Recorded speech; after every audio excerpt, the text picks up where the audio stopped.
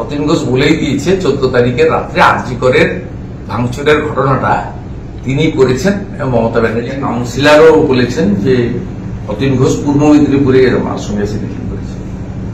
আমি আপনাকে 3টে পয়েন্ট এখানে বলতে চাই। একটা হচ্ছে শান্তনু ঘোষের সঙ্গে আমার কোনো যোগাযোগ নেই। শান্তনু ঘোষ সহ মুখপাত্ররা যারা সবচেয়ে বেশি ব্যক্তিগত আক্রমণ করেছেন আমাকে 21-এর পরে বা বিজেপিতে যাওয়ার পরে, তার মধ্যে শান্তনু সেন অন্যতম। আমিও প্রকাশ্যে শান্তনু সেনের কাজকর্ম ইত্যাদি নিয়ে অনেকবারই বলেছি। আমার এই 3.5 বছরের মধ্যে একদিনই দিল্লি যাওয়ার সময় উনি যখন রাজ্যসভার মেম্বার ছিলেন, কলকাতা এয়ারপোর্টে লাউঞ্জে দেখা হয়েছিল। উনি শুধু আমাকে জানতে চেয়েছিলেন শিশির বাবু ভালো আছেন, আমি ভালো আছেন সেটা জানতে চাই। এটা প্রথম এবং শেষ। এর বাইরে কোনো, আমি বিজেপিতে জয়েন করার পর আমার সঙ্গে কোনো যোগাযোগ হয়নি, প্রমাণও কেউ করতে পারবেন না। আর ডক্টর কাকলি সেন যে অভিযোগটা করেছেন, ওটা অভিযোগটা সত্য।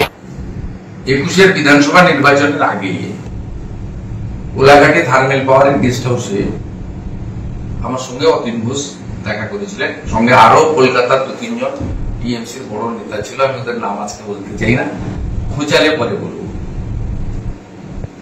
অতীন ঘোষ খুঁচিয়েছে তাই বলতে হলো।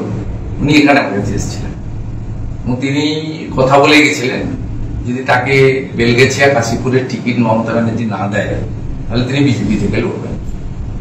মমতা ব্যানার্জি যে কোনো ভাবে প্রত্যক্ষ বা পরোক্ষভাবে সেটা জেনে গেছিলেন। সেই জন্য মালা সাহার মতো নেত্রীকে, তরুণ সাহার মতো টিএমসির ওখানকার বড় নেতাকে সরিয়ে দিয়ে কার্যত রাজনৈতিক ভাবে কোতল করে অতীন ঘোষকে টিকিট দিয়েছিল। সেটা অতীন ঘোষ আমার সঙ্গে বসেছিল বলে মমতা ব্যানার্জি যেভাবে, মমতা ব্যানার্জি বাড়ির লোকরাও বসেছিল, তাদেরকেও মমতা ব্যানার্জি ম্যানেজ করেছে। তা ডক্টর কাকলি সেনের অভিযোগটা সত্যি, অতীন ঘোষের অভিযোগটা আংশিক সত্যি। 3.5 বছর 4 বছরের মধ্যে একবারই দেখা হয়েছে কলকাতা এয়ারপোর্টের লাউঞ্জে, এবং একটা সেন্টেন্স উনি বলেছেন শিশির বাবু কেমন আছে, আমি বলেছি ভালো আছে। তারপরে উনিও একটা অন্য ফ্লাইটে উঠেছেন, আমারও অন্য ফ্লাইটে উঠেছেন। এইটা। আর থার্ড হচ্ছে অতীন ঘোষ বলেই দিয়েছে 14 তারিখের রাত্রে আরজি করের ভাঙচুরের ঘটনাটা তিনি করেছেন এবং মমতা ব্যানার্জির নির্দেশে করেছেন।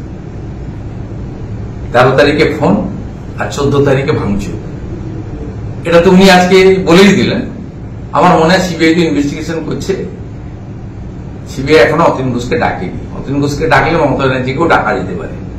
দুজনকে সামনাসামনি বসালে আর ফোন রেকর্ড গুলো দিলে 13 তারিখের নির্দেশ এবং 14 তারিখে কার্যকর করা, দুটোর মধ্যে সবটাই পরিষ্কার হয়ে যাবে।